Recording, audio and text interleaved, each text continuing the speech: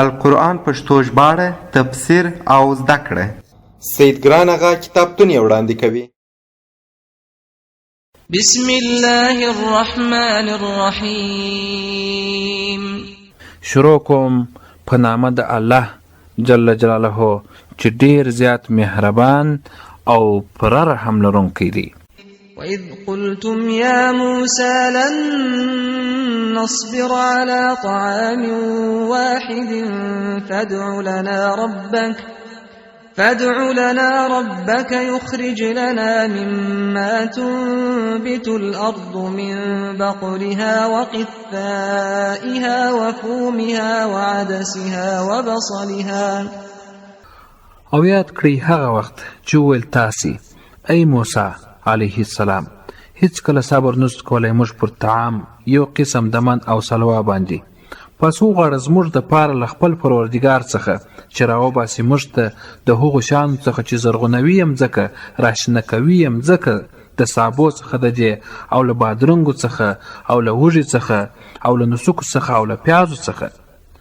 تفسیر: دغه کیسه هم د همدغه میدان ده. د بني اسرائیلو چې د هماغه غیبي طعامونو د خوړلو څخه ماړه سول، نو داسې وینا یې شروع وکړله چې ای الله جل جلاله، موږ ته هغه شان راکړه کوم چې مځکه یې راشنه کوي، چې مځکه یې راباسي، چې هغه بادرنګ دی، هغه سابه ده، یعنې د مځکې هغه کم شان یې غنمو، نخودو، پیازو، اوږه، دا ټوله په دې آیات کې یاد کړه سوې وه. قال أتستبدلون الذي هو أدنى بالذي هو خير. نو ویل موسی علیه السلام آیا بدلوي، آیا تاسې اخی هغه شی چې هغه ناکاره دی په هغه شی باندې چې هغه ډیر غوره دی. اهبطوا مصرا فإن لكم ما سألتم.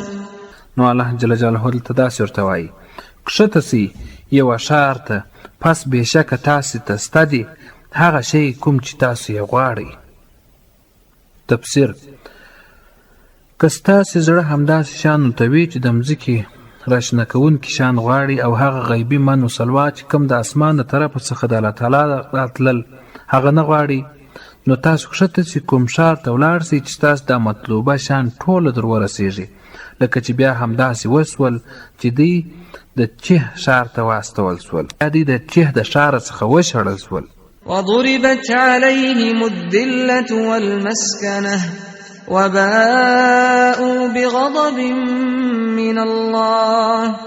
او مقرر کړه سو پر دوی ذلت او محتاجي او اخته سولو دوی په غضب د جانب څخه د الله جل جلاله. ذلك بأنهم كانوا يكفرون بآيات الله ويقتلون النبيين بغير الحق ذلك بما عصوا وكانوا يعتدون. دا په سبب د دې و چې بېشکه دوی و کافران یعنی منکران په آیاتونو د الله جل جلاله او وژل به انبیا په ناحقه سره. دا کفر او قتل په دې سبب و چې سرکشي کوله له احکامو د الله جل جلاله څخه او دوی چې له حدودو به تېرېدل. إن الذين آمنوا والذين هادوا والنصارى والصابئين من آمن بالله واليوم الآخر وعمل صالحا فلهم أجرهم عند ربهم ولا خوف عليهم ولا هم يحزنون.